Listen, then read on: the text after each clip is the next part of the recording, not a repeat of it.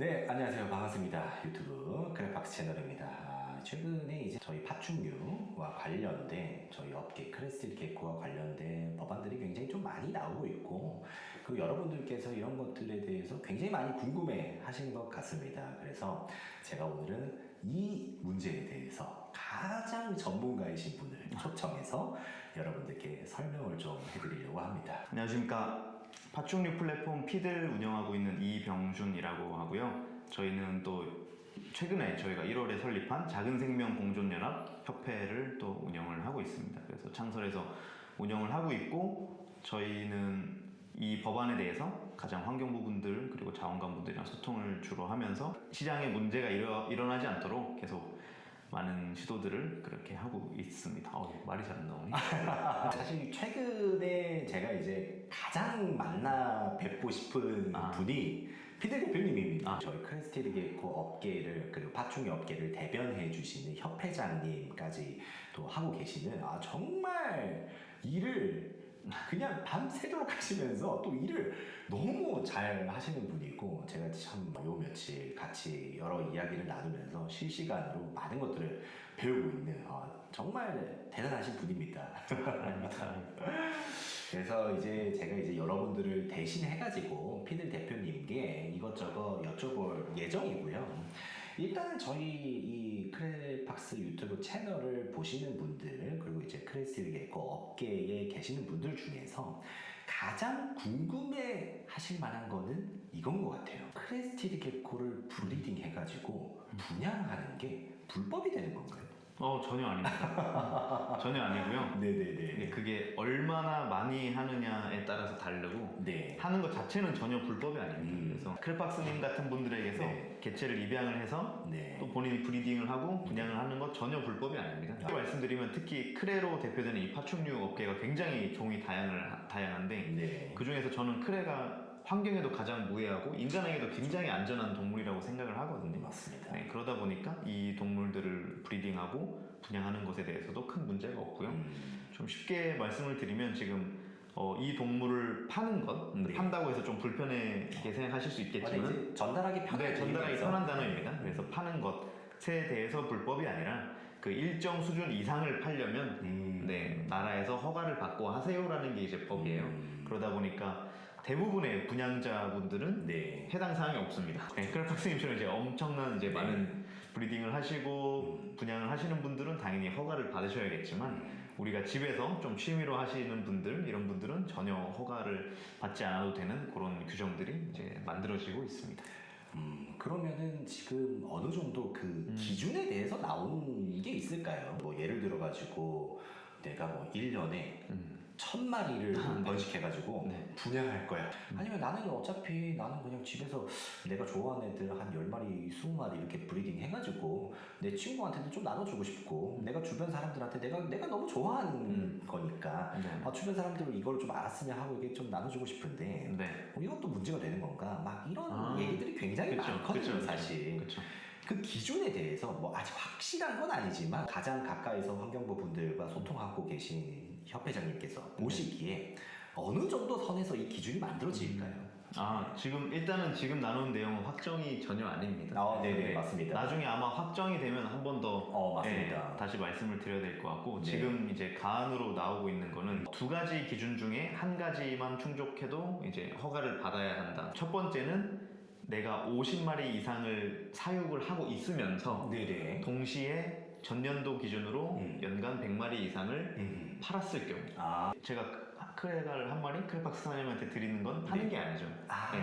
드릴 수 있는 거죠. 그래서 판매라고 하시는 거구나. 판매잖아요. 금전적인 거래가 있는 경우에만 이걸 카운트 한다라는 거군요. 맞습니다. 50마리 이상 사육을 하면서 동시에 연 100마리 이상 판매이기 때문에, 예를 들면은 뭐 그런 분도 계세요. 제가 아는 분 중에 크레가 집에 한 100마리 넘게 있어요. 근데 진짜 안 팔아요. 이분은 그냥 해칭해서 주변 분들한테 야 너도 크레 키워봐 하는 게 너무 즐거운 분들이 계세요. 근데 그런 분들은 진짜 취미인이란 말이에요. 그죠. 근데 그런 분들을 이게 허가까지 받아야 되냐라고 했을 때 그 사무관님과 이런 분들의 의견은 취미인들까지 영업 허가를 받는 거는 사실상 좀 맞지 않다. 그리고 뭐 취미인이지만 이제 뭐 1년에 되게 조금 팔아요. 예를 들면은 그게 금액이 많은 게 중요하냐 뭐 이런 얘기도 있었는데 차가 있잖아요. 예를 들어서 예. 제가 막 중형차를 한 대 뽑았어요. 국산 네. 중형차를 뽑아서 5년 네. 타고 다니다가 한 5년 타고 다니면서 이제 감가상각돼서 한 2천만 원 주고 이걸 팔았어요. 네네. 근데 내가 5년 탄 차 한 대 팔았다고 네. 야 너 중고차 매매상 등록해라라고 안 하니까 예, 그런 것도 얼마나 금액이 반복적으로 그 이제 네. 빈도가 조금 맞습니다. 더 중요한 그 기준이 되겠네요. 그렇죠. 그래서 빈도와 양이 이제 어느 정도 네. 이상 될 때 허가를 받으세요. 여기 이제 크레팍스님 채널을 네네. 보시는 대부분의 그냥 그죠. 집에서 자녀들하고 예쁘게 조금씩 키우고 네. 진짜 조금 주변에 나눠주고 하는 분들은 취미니까 다 그냥 하시던 대로 하시고 또 입양하시고 싶은 거 하시고 해도 아무 문제가 없습니다. 이게 사실 그 한 제가 언제였죠? 그때 1월 달이었죠. 1월 말. 1월 말 공청회 때 이제 그 얘기를 들었을 때는 굉장히 비합리적이고 비상식적인 법안이라는 생각이 많이 들었는데 맞습니다. 우리 협회장님께서 굉장히 많이 노력을 많이 해주신 덕분에 굉장히 많이 좀 상식 수준으로 네. 지금 가고 있는 것 같네요. 네, 뭐 저의 노력보다는 이제 네. 환경부와 자원관 분들이 합리적인 분들이시다 보니 네네네. 그런 합리적인 의견을 잘 수락해 주신 것 같고요. 네. 그래서 감사하게 생각하고 있습니다. 그래서 사실 이 영상을 촬영하기 이전에 피들 대표님이자 이제 협회장님과 얘기를 나누시면서 저는 환경부 분들을 사랑하게 됐어요. 정말로 우리의 입장을 많이 배려해 주시고 그쵸. 너무 감사한 거. 이분들의 기준과 우리의 기준이 그렇게 다르지가 않구나라는 걸 많이 느꼈어요. 맞습니다. 네. 그러니까 이분들이 뭐 법을 이렇게 할 수 있는 어떤 그런 뭐 굳이 표현하자면 뭐 권력을 가졌다라고 해가지고 뭐 함부로 이렇게 하시는 분들은 전혀 아니신 것 같고 굉장히 저희 생각을 많이 해주시는 것 같다라는 걸 그 진심을 좀 느꼈던 것 같아요. 맞습니다. 네. 저도 그렇습니다. 그래서 뭐 약간 삐걱거리는 건 좀 있었지만 그래도 저는 환경부 오늘부터 환경부 이렇게 플랜카드 다 뽑아가지고 저희 농장에 걸어놓으려고요. 근데 또 이제 이 채널을 시청하시는 분들 중에서는 내가 언젠가는 브리더가 될 거야 하시는 분들도 있고 그쵸. 실제로 브리더 분들도 많이 보시고 계실 것 같아요. 맞습니다. 네. 그러면 이 브리더 분들이 영업을 하는 데 있어가지고 네. 조금 악영향이 있을까봐 걱정하시는 분들이 굉장히 많은데 네. 이 부분에 대해서는 좀 어떻게 생각을 하세요? 제가 생각했을 때는 뭐 큰 악영향은 없다고 생각을 합니다. 네네. 물론 이제 허가제라는 게 사실은 어떻게 보면은 법에서 내가 뭔가 사업을 할 때 등록제, 신고제, 뭐 허가제 이런 것들인데 제일 빡센 거예요. 왜냐면 허가를 맞아요. 못 받으면 일을 못 하는 걸, 영업을 못 하는 거니까. 뭔가 허가제라는 단어를 들었을 때 되게 좀 무서워요. 무섭죠. 내가 허가 왠지 좀 못 받을 것 같아.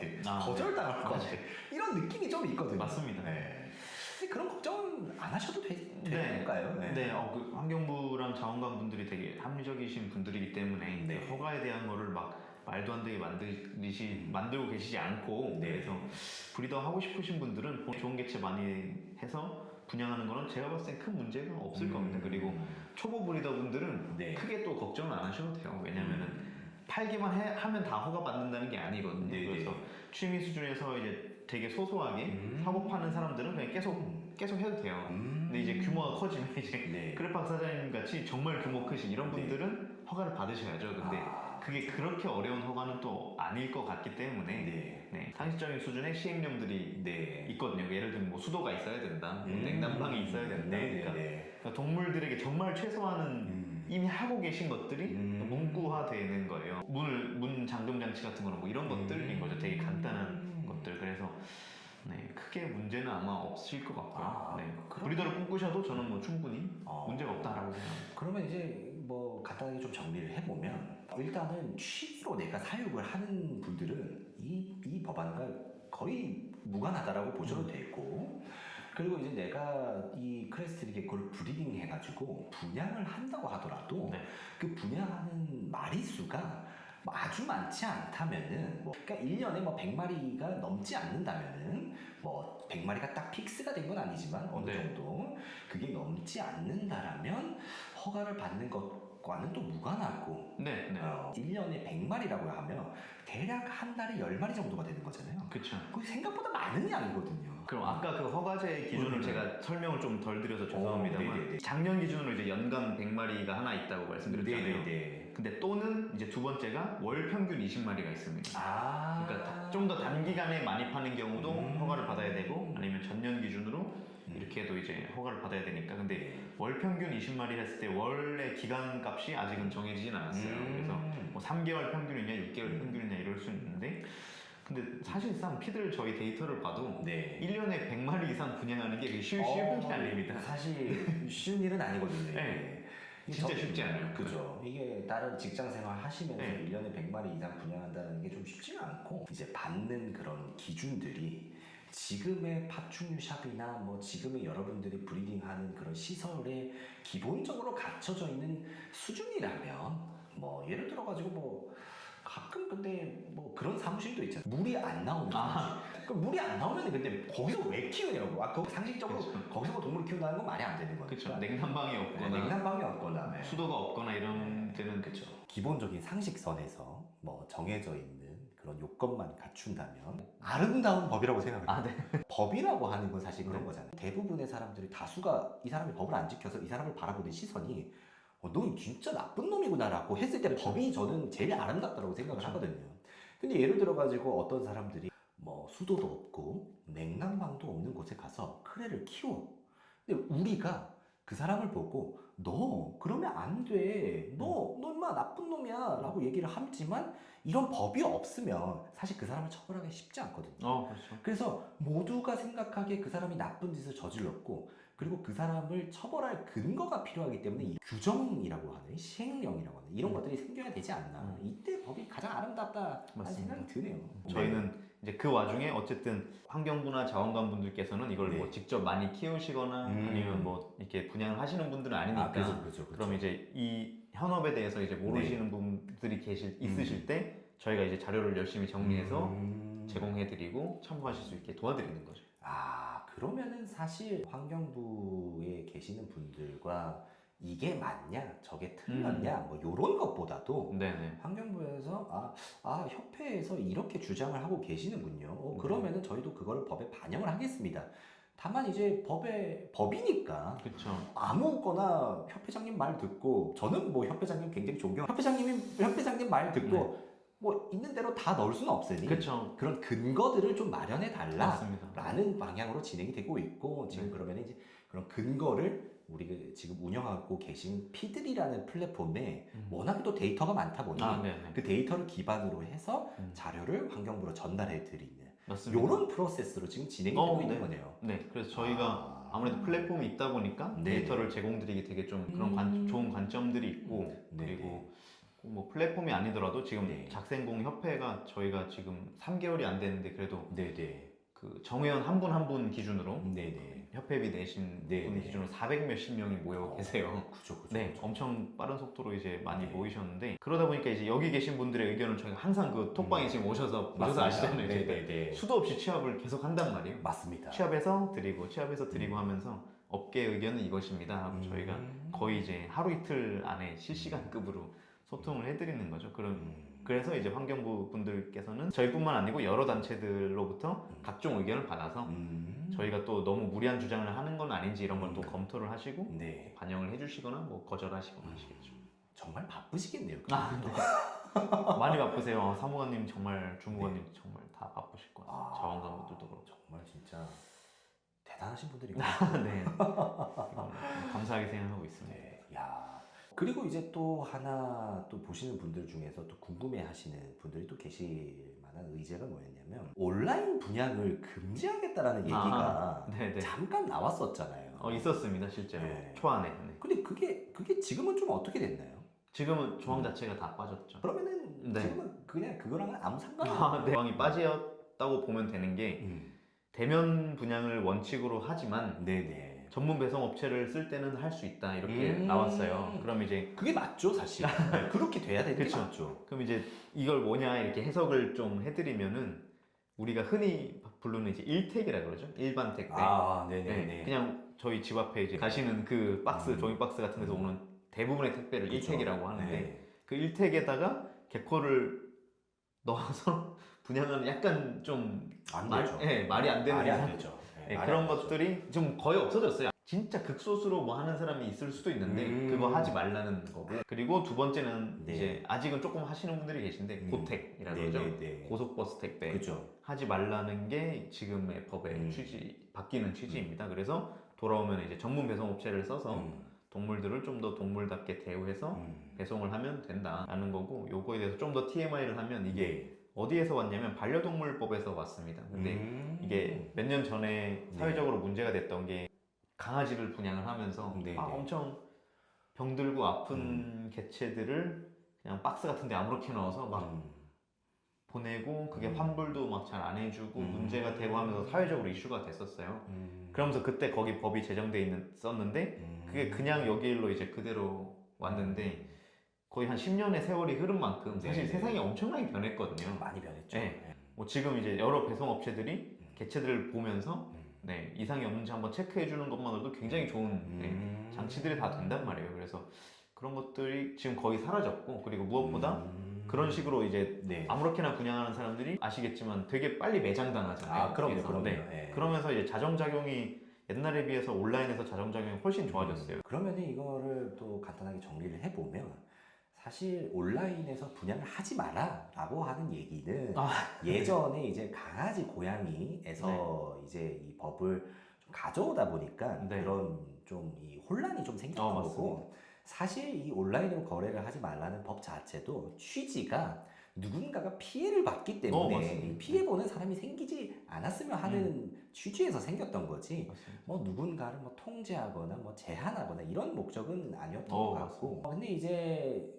이 법이 너무나도 예전에 생겼던 것이고, 그 당시에는 뭐 동물 전문 배송이라든지 뭐 이런 것들이 없을 때 생겼던 법이고, 지금은 이제 동물을 전문적으로 배송을 해주는 분들이 워낙에 많이 생겼으니 대면 입양하고 있으면 하면은 좋지만, 어쨌든 뭐 거리가 멀고 뭐 이런 부분에서 좀 제약이 있으신 분들은 안전하게 배송해 줄 수 있는 전문 업체를 이용하고, 그 업체분들은 또 그 법에 맞춰서 안전하게 동물을 배송을 해주고, 뭐 사람도 좋고 동물도 좋고, 뭐 나쁜 사람들이 안 생기게 해줄 수 있고. 맞습니다.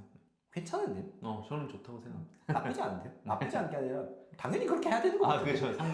상식인 거죠. 상식인 거잖아요. 전혀 걱정할 부분이 없고, 오히려 저는 좀 얘기를 나누면서 드는 생각이, 이 업계가 커짐으로써 정말 미꾸라지, 뭐 좀 너무 과격한 표현이니까 미꾸라지가 하나 들어와가지고 물을 흐리면서 이 전체를 아주 파탄을 낼 수 있는데, 그 미꾸라지 한 마리가 생기지 못하게 하는 법이다. 요 정도의 맞습니다. 의미가 딱 맞는 표현인 것 같은데. 그리고 뭐 지금 피들이라고 하는 파충류를 거래할 수 있는 플랫폼도 운영을 하시면서 지금 협회장님을 동시에 하고 계시는 거잖아요. 네. 그래서 저는 사실 처음에 피들이라고 하는 이 플랫폼이 생겼을 때 되게 좀 충격을 받았던 건 좀 있었어요. 진짜. 왜냐면은 이제 이런 분들이 우리 이 업계에 와가지고 이런 일들을 하실 만큼 이 업계가 많이 성장했구나라는 생각을 많이 했거든요. 근데 사실 저는 예전부터 이 업계에 있었고, 저는 그리고 정말 어렸을 때부터 파충류를 키웠던 사람이기 때문에 제가 이 업계를 바라보는 또 시선과 대표님께서 업계를 바라보는 시선에 좀 차이가 있을 것 같아요. 네네. 이 파충류 업계, 크레스티드 업계 어떻게 생각하시나요? 좀 놀랐던 게 생각보다 시장 규모가 엄청나게 큽니다. 이게 제대로 추산하는 기관이 없어서 그런데 이게 저희가 좀 다른 업계에 다른 이제 여러 가지 지표를 통해서 비교해 놓은 그 자료들을 저희가 좀 만들었었는데 보통 금융박람회라고, 금융산업이라고 하면 엄청나게 큰 산업이잖아요. 뭐 인간의 거의 근간이 되는. 근데 그런 금융박람회를 해도 제일 큰 데서 하면은 5만 명, 6만 명 이렇게 와요. 근데 최근에 이제 하는 박람회들, 우리 파충류 박람회들 보면은 3, 4, 5만 명씩 막 온단 말이에요. 어떻게 보면 베이비 페어 같은 것보다도 사람이 더 많이 오는 것 같아요. 그죠. 그리고 이제 저희가 뭐 비교한 자료들이 좀 있는데 이 시장의 규모가 우리가 이케아는 다른 시장이랑 대입을 했을 때 뭐 국내 막걸리 시장이 연간 5천억 정도 되고요. 그 웹소설 아시죠? 웹소설 시장도 한 연간 5천억 정도 되는데 저희가 추산한 걸로는 그것보다 더 커요. 근데 웹소설이나 막걸리는 되게 친숙한 건데 그것보다도 훨씬 큰 시장이란 말이에요. 그래서 시장 규모로 봤을 때 굉장히 좋고, 또 재밌는 게 저희가 해외 수출을 좀 많이 하는 편이거든요. 맞습니다. 플랫폼에서. 근데 해외 브리더들이랑 엄청 대화를 많이 하는데 되게 많은 다양한 동물 종을 키우잖아요, 사람들이. 근데 맞습니다. 지금 계속 올라가고 있는 건 크레밖에 없어요, 제가 그쵸. 알기로는. 네, 네. 맞아요. 물론 이제 되게 작은 소수의 니즈는 여기서 이제 이렇게 올라갈 수는 있는데 그냥 거대한 그 산업의 규모가 계속 올라가고 있는 건 저는 크레밖에 없는 것 같아요. 저 어렸을 때가 생각이 나는 게, 저 어렸을 때는, 그러니까 제가 아주 어렸을 때, 그러니까 이제 뭐 초등학교 뭐 1, 2학년 이때는 물고기가 굉장히 유행이었어요. 그래서 집집마다 어항이 없는 집들이 없었어요. 맞아요, 맞아요. 근데 이제 제가 네. 조금 크니까 햄스터를 모르는 친구들이 없었어요. 맞아요. 근데 이제 어른들이 우리를 바라보기에는 네. 뭔 집에서 쥐를 키우냐 이렇게 아, 했지만 그쵸. 사실 지금 저희 나이 때 뭐 3, 40대 되시는 분들한테 햄스터가 애완동물이지 그건 뭐야? 약간 이런 그쵸. 거잖아요. 그쵸. 그걸 쥐로 받아들이는 분들이 없으시거든요. 음. 그래서 사실 우리한테는 아직까지도 약간 파충류가 익숙하지 않았던 시절의 기억이 있기 때문에 그렇지만 지금 자라나는 친구들한테는 너무나도 다양하게 내가 자라나고 내가 태어났을 때부터 있던 반려동물이기 때문에 맞습니다. 도마뱀, 크레 이렇게 했을 때 그거 파충류가 아니라 그냥 애완동물, 반려동물인데? 라고 그냥 다 받아들이는 것 같더라고요. 그러니까 사실 이게 예전에는 이런 말도 있었잖아요. 특수동물, 희귀 애완동물. 이게 아주 촌스러운 얘기가 된 것 같아요. 이 시장의 규모가 너무나도 빠르게 커가고 있잖아요. 그렇죠. 그러면서도 지금은 그런 문제가 뭐 지금도 가끔 그런 문제가 생기는 것 같아요. 뭐 예를 들어서 뭐 도마뱀을 어디다가 두고 버렸다거나 뭐 파양하고. 그러니까 물론 이제 강아지나 뭐 고양이 이런 거에 비해서 뭐 다른 반려동물에 비해서는 매우 미비한 정도지만 그래도 그런 일들이 실제로 지금도 1년에 뭐 한두 건 정도 일어나긴 하잖아요. 좀 이런 것들을 막을 수 있는 방법이 있을까요? 이 법안과 관련해가지고. 사실은 그 네. 유기나 학대 문제는 인간에 대한 학대도 있을 것이고 네네. 강아지나 고양이에 대한 학대도 있을 것이고 근데 그런 유기를 마이너리티 리포트처럼 이제 음. 전에 막을 수는 없지만 네네네. 일어난 이후의 대처를 좀 잘해야 된다고 저는 생각을 합니다. 근데 저희는 그것도 어떻게 보면은 저희가 이번에 만든 크레팍스 사장님도 이제 같이 합류해 주신 여기 협회에서 좀 해결을 해야 된다고 생각을 합니다. 그러니까 협회가 해야 될 일들이 되게 많이 있는데 네, 이런 동물들에 대한 문제가 있을 때 해결을 해야 된다고 생각을 하고 있고 실제로 네. 저희 협회원분들 중에 실제로 그런 것들을 받아가지고 네. 보호하고 있는 분들이 굉장히 많아요. 그러니까 왜 그러냐면 이게 동물 보호소 뭐 이런 게 있잖아요. 네, 근데 네, 보호소들이 대부분 그렇게 파충류에 친화적이진 않습니다. 거의 다 네. 강아지, 고양이 위주로 돌아가고 있고 네. 파충류 같은 경우는 종도 되게 다양하고 뭐 이러기 때문에 또 먹이나 이런 거 제대로 구비 못할 수도 있고 또 그거 전문 인력도 잘 없는 경우가 많고 그래서 네. 보통 뭐 소방관 분들이 주시면 맞아요. 파충류 샵에 네, 맞아요. 아마 사장님한테도 뭐 연락이 많이 가실 것 그죠, 같은데 예. 그죠. 다 어떻게 보면은 저는 이 산업이 커지면 당연히 그런 부작용도 생기지만 그 부작용을 가만히 놔두는 게 아니라 사장님 같은 좋은 분들 네. 그리고 저희 협회 이런 곳에서 그런 부작용도 같이 끌어안고 네, 우리나라에도 그리고 국민들에게도 문제없게 잘 네. 해결을 하는 게 네. 장기적으로는 저는 좋은 방향성이라고 믿는 거죠. 아마 많은 분들이 여기까지 처음부터 여기까지 아마 다 보셨을 거예요. 이제 피딩하면서 틀어놓으시고 라디오처럼 라디오처럼 뭐 어디 출근하시면서 틀어놓으시고 오늘의 영상은 여기까지 하고요. 피들이라고 하는 이제 파충류 플랫폼이 있습니다. 사실 뭐 저희 크레팍스에서는 저희 자사모를 운영하고 있기 때문에 뭐 피들이라고 하는 플랫폼을 이용하고 있지는 못하지만 사실 피들이라고 하는 플랫폼이 이 업계에서 가지는 의미와 그리고 이 업계에 끼치는 좋은 영향이 굉장히 많습니다. 그래서 여러분들께서도 뭐 이런 어플이 있고 곳에서도 파충류를 입양할 수 있다는 거를 또 마지막으로 한번 또 알아가 주시면 좋지 않을까 감사합니다. 라는 생각이 듭니다. 네. 생각지도 못한 홍보를 해주셔서 네, 감사합니다. 크레팍스였습니다. 감사합니다. 감사합니다.